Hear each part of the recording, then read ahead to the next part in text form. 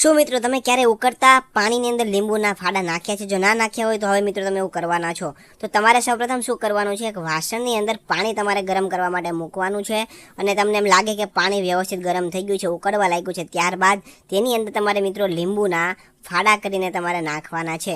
તમારે 7, 8, 10 લીંબુના ફાડા કરીને આ ઉકળતા પાણીમાં નાખવાના છે. અને ત્યારબાદ આ પાણીની અંદર તમારા લીંબુના ફાડાને ઉકળવા દેવાના છે. તમારે મિત્રો 5 મિનિટ સુધી ચમચી દ્વારા ધીમે ધીમે હલાવતું રહેવાનું છે અને ઉકળવા દેવાના છે લીંબુના ફાડાને. હવે મિત્રો લીંબુના ફાડા ઉકળે ત્યાં સુધીમાં તમારું નામ અને તમારા ગામનું નામ કોમેન્ટ કરીને જણાવી દો, જેથી કરીને અમે તમને સ્પેશિયલ થેન્ક્સ કહી શકીએ. તો મિત્રો લાસ્ટ વિડીયોનું સ્પેશિયલ થેન્ક્સ સિદ્ધાર્થભાઈ વાઘેલાને ડાકોરથી, જ્યોતિબેન પટેલને બરોડાથી, જયંતિભાઈ ઠુમ્મરને સુરતથી, દેવાંશી ઓઝાને મુંબઈથી, દેવાયતભાઈ આહિરને અમદાવાદથી, શશિકાંત પટેલને યુએસએથી, મકબૂલ શેખને બોડેલીથી, વૈષ્ણવી મહાવરને દાહોદથી, રમેશભાઈ વેકરિયાને રાજકોટથી અને સુધાબેન શાહને સુરતથી જાય છે. તો મિત્રો તમે જોઈ શકો છો કે વ્યવસ્થિત 5 મિનિટ સુધી આપણે 5 થી 6 મિનિટ સુધી આપણે પાણીની અંદર લીંબુના ફાડાને ઉકળવા દીધા છે. તો હવે તમારે મિત્રો ગેસ બંધ કરી દેવાનો છે અને આ જે પાણી છે મિત્રો એને તમારે ઠંડુ કરવા માટે મૂકી દેવાનું છે. વ્યવસ્થિત એકદમ 5 મિનિટ સુધી 10 મિનિટ સુધી ઠંડુ કરવાનું છે. એકદમ ઠંડુ થઈ જાય ત્યારબાદ તમારે મિત્રો ગરણીની મદદથી તમારે ગાળી લેવાનું છે. એટલે કે તમારે લીંબુ છે એના લીંબુના જે ફાડા છે એને તમારે અલગ કરી લેવાના છે. અને હવે જે પાણી છે એને આપણે મિત્રો અલગ કરવાનું છે, કેમ કે આ પાણીનો જ આપણે ઉપયોગ કરવાનો છે.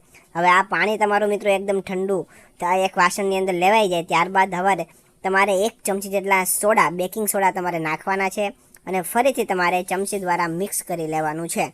હવે આટલું બધું મિક્સ થઈ જાય તો થોડા ફીણ જેવું પણ ઉત્પન્ન થવા લાગશે.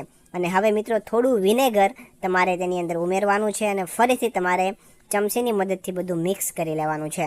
હવે મિત્રો આટલું થઈ જાય ત્યારબાદ તમારા ઘરે જે પણ વાસણ ધોવાનું લિક્વિડ હોય એ વાસણ ધોવાનું લિક્વિડ તમારે તેની અંદર થોડું નાખવાનું છે અને ફરીથી તમારે બધું મિક્સ કરવાનું છે.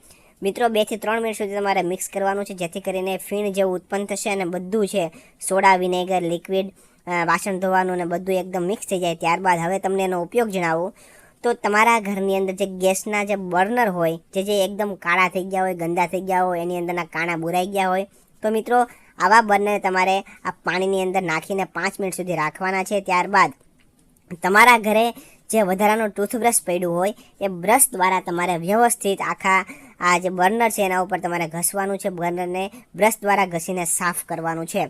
એકદમ વ્યવસ્થિત સાફ થઈ જાય ત્યારબાદ તમે જોઈ શકો છો કે કાણા છે બધા ખુલી ગયા છે, કલર પણ એનો બદલી ગયો છે. અને હવે ત્યારબાદ તમારે સ્વચ્છ પાણીથી આ બર્નરને તમારે ધોઈ લેવાનું છે. તમે જોઈ શકો છો કે ઘણો બધો ફેર જોવા મળશે. કાણા છે બધા ખુલી જાય છે, કાળાશ બધી દૂર થઈ જશે અને તમારો બર્નર છે એકદમ સ્વચ્છ બની જવાનું છે. તો મિત્રો તમે ઘરે એકવાર અવશ્ય ટ્રાય કરજો. તો તમને મિત્રો વિડીયો પસંદ આવ્યો હોય તો વિડીયોને લાઇક કરજો, શેર કરજો અને આવા જ નવા વિડીયો જોવા માટે અમારા ફેસબુક પેજને ફોલો કરી દેજો અને યુટ્યુબ ચેનલને પણ સબસ્ક્રાઈબ કરી દેજો. ધન્યવાદ.